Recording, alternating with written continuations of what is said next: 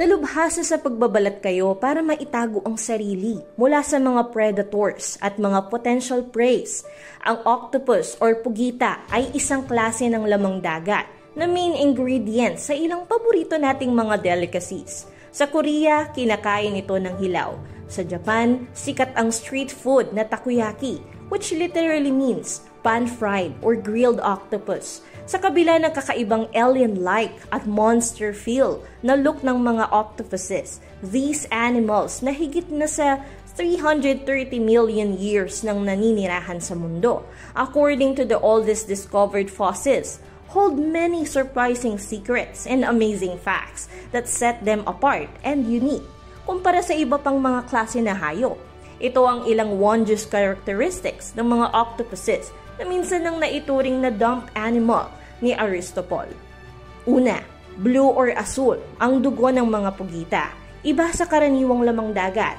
Pangalawa, they produce ink, hindi lamang para magtago at umiwas sa mga predator, but also to inflict pain sa mga mata ng mga kalaban. Their inks has chemicals that is painful to the eyes. Pangatlo, may malaking brain ang mga octopus. Sa ibang pag-aaral, may 9 na utak daw sila, claiming na ang bawat tentacles nila has mind of its own. Pang-apat, pagkatapos magtalik ng mga pugita, may kunting panahon na lang sila para mabuhay.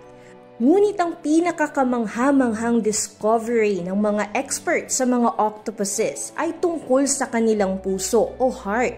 May 3 puso o heart ang mga pugita. Studies confirms that ang isa sa mga puso ang nagpapump ng dugo sa buong katawan, while ang 2 pang iba ay responsible para mag-pump ng dugo papuntang gills para mangolekta ng oxygen. Sadyang hindi tayo nawawalan ng kakaibang mga tuklas sa mga living creatures na nasa mundo. Mayroon mang mga general na kategorya o mga animal kingdom according sa biology. Hindi pa rin maiiwasang may mga distinct na mga character ang bawat nilikha. May ibang unique traits na madaling napapansin at mayroon namang hindi at na nakakagulat na matuklasan, like those of the octopuses. This is just one way of how nature displays its wonders of creations.